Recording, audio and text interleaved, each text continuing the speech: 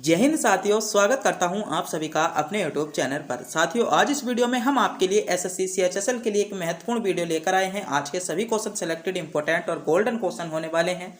और मेरे प्यारे साथियों, आज की वीडियो के माध्यम से आप यह जज कर सकते हो जो आपके एसएससी सीएचएसएल के एग्जाम हुए हैं 1 से 6 जुलाई तक, उनको एनालिसिस करने के बाद इस वीडियो को बनाया गया है। और इस वीडियो के माध्यम से आप यह जज कर सकते हो कि कहाँ से आपसे क्वेश्चन पूछे जा रहे हैं, कौन कौन से टॉपिक आपके लिए इंपॉर्टेंट है और किस लेवल की तैयारी आपको एसएससी सीएचएसएल के एग्जाम में जीके के क्वेश्चन देखने को मिल रहे हैं।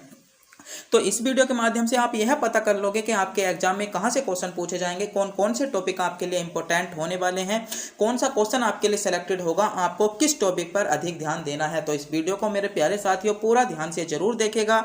तो बिना टाइम गवाए करते हैं वीडियो को स्टार्ट। आपका पहला क्वेश्चन है, हाल ही में केंद्र सरकार का मुख्य प्रवर्तक किसे नियुक्त किया गया है। तो यह क्वेश्चन आपके लिए एसएससी सीएचएसएल के लिए बहुत इंपॉर्टेंट क्वेश्चन बन जाता है और 3 स्टार इस क्वेश्चन को दूंगा।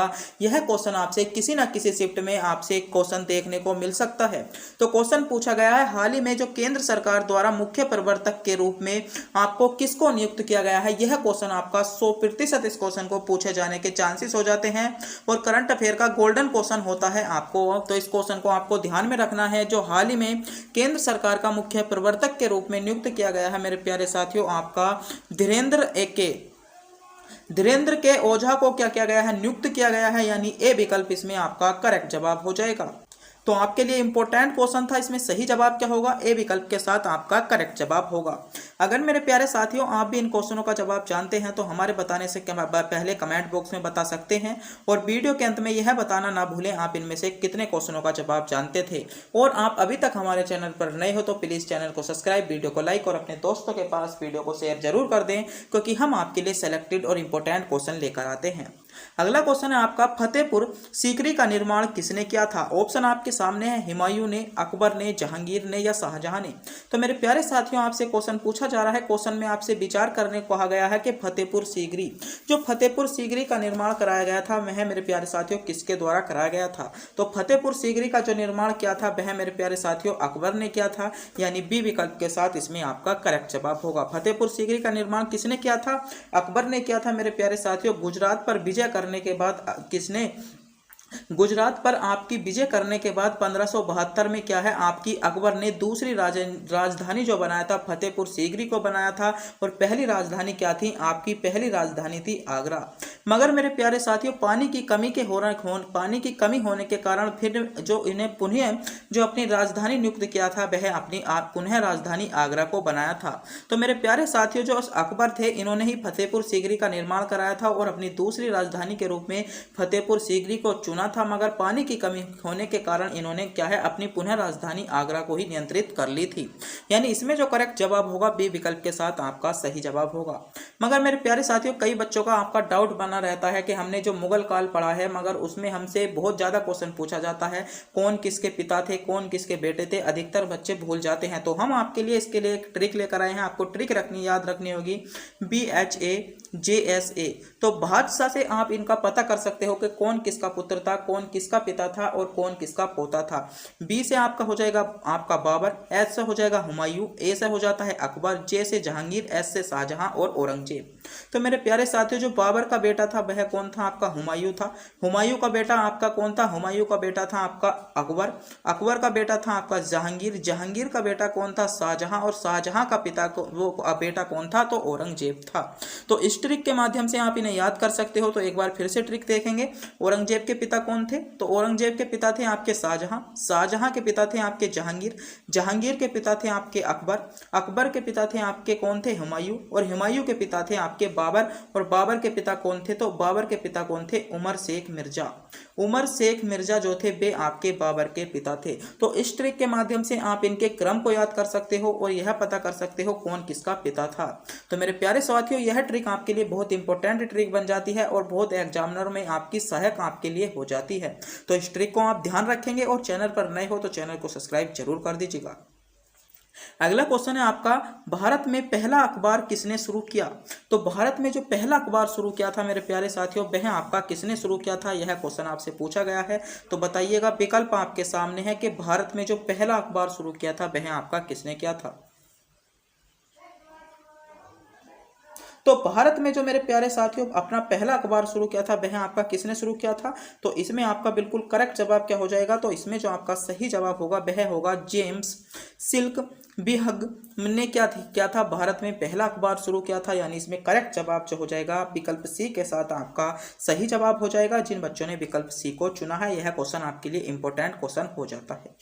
अगला क्वेश्चन है आपका, नई दिल्ली को देश की राजधानी कब बनाया? तो नई दिल्ली को जो देश की राजधानी बनाया था यह क्वेश्चन आपसे 2022 में भी एसएससी सीएचएसएल में क्वेश्चन आपको देखने को मिला था और एग्जाम की दृष्टि से बहुत इंपॉर्टेंट क्वेश्चन बन जाता है। 2022 में क्वेश्चन पूछा गया था और यह क्वेश्चन आपको जो मिला था उत्तर प्रदेश पुलिस, तो आपका 2018 का एग्जाम हुआ था उसमें भी यह क्वेश्चन पूछा गया था कि नई दिल्ली को भारत की आपकी राजधानी कब बनाया। तो मेरे प्यारे साथियों जो नई दिल्ली को भारत की राजधानी बनाया था वह आपका बनाया था 1911 में।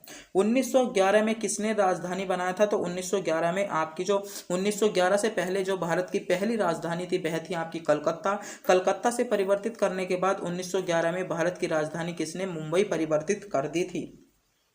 कब परिवर्तित कर दी थी? मुंबई। और करेक्ट डेट के बारे में बताएं तो करेक्ट डेट थी आपकी 12 दिसंबर। 12 दिसंबर 1911 को क्या था? मुंबई की राजधानी आपकी भारत की राजधानी नई दिल्ली को बनाया गया था, यानी इसमें सी विकल्प के साथ आपका करेक्ट जवाब हो जाएगा। अगले क्वेश्चन पर बढ़ते हैं। अगला क्वेश्चन है, भारत के पहले उप प्रधानमंत्री कौन थे? तो बताइए भारत के पहले उप प्रधानमंत्री। तो मेरे प्यारे साथियों अगर संवैधानिक तौर से मैं बता दूं तो भारतीय संविधान में उप प्रधानमंत्री का कोई भी जिक्र नहीं है। भारतीय संविधान में आपको उप प्रधानमंत्री का कोई भी जिक्र नहीं मिलेगा, मगर क्वेश्चन आपसे पूछा गया है भारत के पहले उप प्रधानमंत्री कौन थे? तो मेरे प्यारे साथियों जो भारत के पहले उप प्रधानमंत्री थे वह थे आपके सरदार वल्लभ भाई पटेल। यानी जिन बच्चों ने विकल्प बी को चुना है बिल्कुल सही चुना है, सरदार वल्लभ भाई पटेल भारत के पहले उप प्रधानमंत्री थे। विकल्प बी के साथ इसमें आपका करेक्ट जवाब होगा। अगला क्वेश्चन देखते हैं। अगला क्वेश्चन है आपका, हैली धूमकेतु जो आपका पुच्छल तारा लगभग कितने वर्षों बाद नजर आता है? तो यह क्वेश्चन आपका बहुत ही ज्यादा सेलेक्टेड क्वेश्चन हो जाता है। चाहे आप किसी भी वनडे एग्जाम की तैयारी कर रहे हो उसके लिए बहुत सेलेक्टेड गोल्डन क्वेश्चन है, बहुत ज्यादा एग्जाम में पूछा जाता है, हर साल किसी ना किसी एग्जाम में पूछ लिया जाता है। क्वेश्चन है, हैली धूमकेतु जो आपका पुच्छल तारा है लगभग कितने वर्षों बाद नजर आता है? तो मेरे प्यारे साथियों कितने वर्षों बाद नजर आता है? तो यह मेरे प्यारे साथियों आपका 76 वर्ष बाद नजर आता है और इसे हम आपकी नग्न आंखों के द्वारा भी इस तारे को देख सकते हैं। तो 76 वर्ष बी विकल्प के साथ इसमें आपका करेक्ट जवाब होगा। बात करते हैं जो पुच्छल तारा या हैली धूमकेतु था उसको जो आखिरी बार देखा गया था वह आपका 1986 में देखा गया था और आगे जो इसकी देखे जाने की संभावना है वह है आपकी कितनी? 2062 में इसके देखे जाने की संभावना है। तो क्वेश्चन आपसे पूछा गया था पुच्छल तारा 76 वर्षों बाद दिखाई देता है और यहाँ पर आपको एक शब्द दिखाई दे रहा होगा धूमकेतु। तो मेरे प्यारे साथियों आपको पता होना चाहिए, कोई भी आपसे पूछ सकता है कि धूमकेतु किसको कहा जाता है। तो जो आपके धूल के कण होते हैं, बर्फ के कण होते हैं और गैस के जो आपके अधिक कण होते हैं, आदि जो कणों को कहा जाता है वह आपका धूमकेतु कहा जाता है। तो इस बात का भी आपको पता होना चाहिए, यह क्वेश्चन भी आपसे कोई भी पूछ सकता है। अगला क्वेश्चन है आपका, पृथ्वी की सतह की निकटतम वायुमंडल की परत कौन सी है? तो जो पृथ्वी की सतह की आपकी निकटतम वायुमंडल की सतह है वह आपकी कौन सी है, यह क्वेश्चन पूछा गया है। तो बताइएगा, विकल्प आपके सामने है समताप मंडल, आपका स्थल मंडल, दुर्बल मंडल, आपका क्षोभ मंडल। तो बताइएगा, विकल्प आपके सामने है। पृथ्वी की आपको सबसे निकटतम आपकी वायुमंडल परत आपको बतानी है कि पृथ्वी की जो सबसे निकटतम वायुमंडल परत है वह आपकी कौन सी है। तो मेरे प्यारे साथियों बात करें पृथ्वी की सबसे निकटतम वायुमंडल परत की तो वह है आपका क्षोभ मंडल, यानी इसमें जो करेक्ट जवाब होगा डी विकल्प के साथ इसमें आपका करेक्ट जवाब होगा। और क्षोभ मंडल की जो लंबाई की बात करें तो यह आपकी 8 से 18 किलोमीटर तक जो पाई जाती है वह आपका क्षोभ मंडल पाया जाता है, जिसमें अगर हम 165 डिग्री अगर हम 165 मीटर ऊपर चलते हैं 165 मीटर ऊपर चलते हैं तो मेरे प्यारे साथियों इसमें 1 डिग्री तापमान की क्या हो जाती है, आपकी वृद्धि हो जाने को कमी होने को देखने को मिल जाती है। तो क्वेश्चन आपसे पूछा गया था पृथ्वी की सतह की निकटतम वायुमंडल की सतह पर कौन सी परत है, तो क्षोभ मंडल है, यानी डी विकल्प के साथ आपका करेक्ट जवाब होगा। और कई बार क्वेश्चन पूछा गया है कि वायुयान, कई बार क्वेश्चन पूछा जाता है वायुयान पृथ्वी के जो कौन से मंडल में उड़ते हैं? तो वायुयान जो मेरे प्यारे साथियों उड़ते हैं वह आपको ध्यान रखना होगा समताप मंडल में उड़ते हैं। और जो आपके हेलीकॉप्टर होते हैं, हेलीकॉप्टर होते हैं वे मेरे प्यारे साथियों आपके हेलीकॉप्टर जो होते हैं वे आपके क्षोभ मंडल में उड़ते हैं। तो दोनों क्वेश्चनों में डिफरेंस है। जो वायुयान होंगे वे आपके समताप मंडल में उड़ते हैं और जो हेलीकॉप्टर होते हैं वे आपके क्षमताप मंडल में होते हैं। और आपके क्षोभ मंडल में जो देखने को मिल जाएगा, जैसे आपकी मौसमी घटना होंगी, बारिश होती है और धूल के जो कण होते हैं, वर्षा के कारण, ये सभी आपके क्षोभ मंडल में ही होते हैं। तो यह क्वेश्चन भी आपके लिए इंपॉर्टेंट और सेलेक्टेड क्वेश्चन बन जाते हैं। आगे क्वेश्चन देखते हैं। अगला क्वेश्चन है आपका, दुनिया में दूसरी सबसे ऊंची चोटी कौन सी है? तो आपको बताना होगा जो दुनिया में दूसरी सबसे ऊंची चोटी है वह आपकी कौन सी है? माउंट एवरेस्ट है, अन्नामुद्री है, केटू है या माउंट आबू है? तो मेरे प्यारे साथियों बात करते हैं दुनिया की सबसे ऊंची चोटी की। तो दुनिया की सबसे ऊंची चोटी है माउंट एवरेस्ट। मगर आपसे क्वेश्चन पूछा गया है दुनिया की दूसरी सबसे ऊंची चोटी कौन है? तो केटू आपकी दुनिया की दूसरी सबसे ऊंची चोटी है, जिसकी ऊंचाई की बात करें तो 8611 की क्या है इसकी ऊंचाई है। और ये कहां पर है? आपकी जेके, यानी इसको हम जम्मू कश्मीर में यह क्या है आपकी स्थित है। बात करते हैं जो भारत की सबसे बड़ी विश्व की सबसे ऊंची चोटी है माउंट एवरेस्ट, इसकी ऊंचाई की बात करें तो इसकी ऊंचाई है आपकी 8848 और यह है आपकी नेपाल में स्थित है। कहां पर स्थित है? नेपाल में आपकी स्थित है। तो क्वेश्चन में आपसे पूछा गया था दुनिया में दूसरी सबसे ऊंची चोटी कौन सी है? तो मेरे प्यारे साथियों दुनिया में दूसरी सबसे ऊंची चोटी है वह है आपकी केटू, यानी गॉडविन ऑस्टिन, यानी सी विकल्प के साथ इसमें आपका करेक्ट जवाब हो जाएगा। अगले क्वेश्चन पर बढ़ते हैं। अगला क्वेश्चन है, निम्नलिखित में से कौन सा राज्य केसर का सबसे बड़ा उत्पादक है? तो निम्नलिखित में से आपको उस राज्य का चयन करना है जो आपका केसर का सबसे बड़ा उत्पादक राज्य है। तो मेरे प्यारे साथियों जो केसर का सबसे अधिक उत्पादन किया जाता है वह आपका जम्मू कश्मीर में किया जाता है, यानी ए विकल्प के साथ इसमें आपका करेक्ट जवाब होगा जिन बच्चों ने विकल्प ए को चुना है। अगला क्वेश्चन है आपका, निम्नलिखित में से कौन सी आपकी घाटी कोयला भंडार की बड़ी मात्रा के लिए जानी जाती है? तो कौन सी घाटी आपकी ऐसी है जो मेरे प्यारे साथियों आपकी कोयला भंडार के लिए बड़ी मात्रा में जानी जाती है? तो यह क्वेश्चन भी आपके लिए इंपॉर्टेंट होगा। तो कोयले का जो उत्पादन होता है या कोयला कौन सी घाटी में सर्वाधिक पाया जाता है, यह क्वेश्चन आपके लिए इंपॉर्टेंट होगा। तो मेरे प्यारे साथियों उस घाटी का नाम आपका क्या होने वाला है जो आपकी कोयले घाटी जो है सबसे अधिक आपके लिए जानी जाती है? तो कौन सी घाटी है? वह हो जाएगी आपकी कौन सी घाटी हो जाएगी? इसमें सही जवाब होगा आपका जो करेक्ट जवाब हो जाएगा दामोदर घाटी आपकी कोयले के लिए जानी जाती है। अगला क्वेश्चन है आपका, कुंभ का मेला मध्य प्रदेश के इन शहरों में से किस में लगता है? तो कुंभ का मेला मध्य प्रदेश के कौन से शहर में लगता है? ऑप्शन है इंदौर में, उज्जैन में, भोपाल में या ग्वालियर में। तो पहले तो आपको यह पता होना चाहिए कौन सा शहर आपका कहां पर है। तो आपका क्या है, ग्वालियर कहाँ पर है? आपका उत्तर प्रदेश में है। इंदौर कहाँ पर है? आपका दक्षिणी क्षेत्र में है। आपका भोपाल और उज्जैन कहाँ पर है आपके, यह भी आपको पता होना चाहिए। तो आपका जो इसमें सही जवाब होगा, भोपाल क्या है आपकी राजधानी है और उज्जैन में आपका क्या लगता है, आपका कुंभ का मेला लगता है। मगर आपके जो ग्वालियर, इसमें जो आपका जो सही जवाब होगा वह होगा उज्जैन। उज्जैन में जो लगता है वह आपका कुंभ का मेला, यानी मध्य प्रदेश में कुंभ का मेला आपका उज्जैन में लगता है, यानी सी विकल्प के साथ इसमें आपका बिल्कुल करेक्ट जवाब हो जाएगा।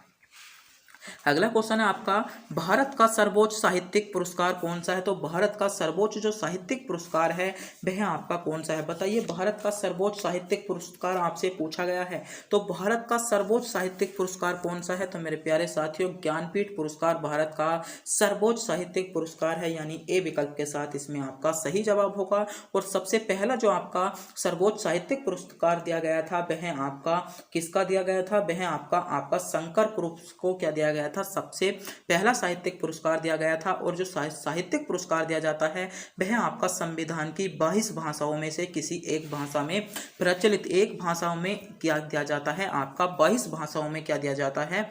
आपका साहित्यिक पुरस्कार दिया जाता है। तो आपको पता होना चाहिए संविधान में जो 22 भाषा है कौन कौन सी 22 भाषा है, आपको इनका पता होना चाहिए। 22 की 22 भाषा आपसे पूछ ली जाती है, किसी भी एग्जामिनर में पूछ लिया जाता है कि कौन सी भाषा आपकी संविधान की नहीं है। तो आपको इन 22 की 22 भाषाओं का पता होना चाहिए। अगला क्वेश्चन है, केंद्र की राज्य स्वच्छता संरक्षण योजना से बाहर निकाले जाने वाला राज्य कौन सा है? तो वह मेरे प्यारे साथियों जो राज्य था वह था आपका पश्चिम बंगाल, यानी ए विकल्प के साथ इसमें आपका करेक्ट जवाब होगा। अगला क्वेश्चन है आपका विद्युत द्विध्रुव को कुल आवेश क्या होता है। तो कुल आवेश कितना होता है, तो आपका कुल आवेश इस पर 0 होता है, यानी सी विकल्प के साथ आपका करेक्ट जवाब होगा। इसमें जो सही जवाब होगा 0 आपका सही जवाब हो जाएगा। अगला क्वेश्चन है एक्स ब्लॉक के तत्व कैल्शियम की व्युत्पत्ति किस लैटिन शब्द से हुई है। जो आपका एस ब्लॉक का एक तत्व है कैल्शियम। तो कैल्शियम की जो उत्पत्ति हुई है वह मेरे प्यारे साथियों लैटिन भाषा के कौन से शब्द से आपकी कैल्शियम की उत्पत्ति हुई है। तो बात करते हैं कैल्शियम की जो उत्पत्ति हुई है वह आपके कौन से हुई है। तो मेरे प्यारे साथियों आपके केल्क्स क्या है, आपका लैटिन भाषा का एक शब्द है केल्क्स, इससे क्या हुई है आपकी एस ब्लॉक के तत्व कैल्शियम की उत्पत्ति हुई है, यानी ए विकल्प आपका करेक्ट जवाब होगा। अगला क्वेश्चन है थॉमसन कप एक है, यानी थॉमसन जो आपका थॉमस कप एक है, यानी थॉमस कप का जो संबंध है वह आपका इनमें से किससे है। तो थॉमस कप है मेरे प्यारे साथियों द्विवार्षिक आयोजन जो है आपका थॉमस कप से संबंधित है, यानी ए विकल्प आपका करेक्ट जवाब होगा।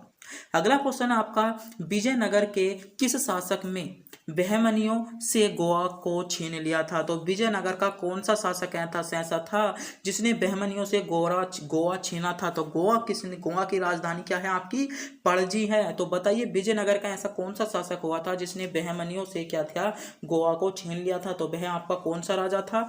तो हरिहर द्वितीय ने जो था वह आपका बहमनियों से गोवा को छीन लिया था, यानी ए विकल्प के साथ इसमें आपका सही जवाब होगा।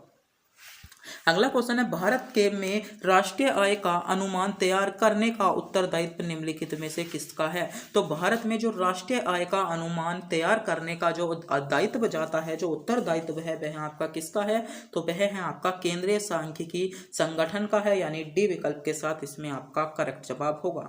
अगला क्वेश्चन है आपका भारत की हरित क्रांति में किस प्रकार के बीजों ने एक अहम भूमिका निभाई थी। तो किस प्रकार के बीजों ने एक अहम भूमिका निभाई थी। तो उच्च उपज वाली किस्म के जो बीज थे उन्होंने एक क्या निभाई थी, अहम भूमिका निभाई थी। अगला क्वेश्चन देखते हैं।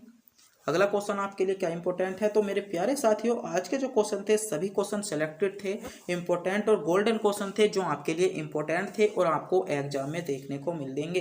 तो मेरे प्यारे साथियों अगर आप भी हमारे चैनल पर नए हो तो इस चैनल को सब्सक्राइब जरूर कर लें, और अभी तक आपने अपने दोस्तों के पास वीडियो को शेयर नहीं किया है तो वीडियो को शेयर जरूर कर दें। तब तक के लिए मिलते हैं अगली वीडियो में।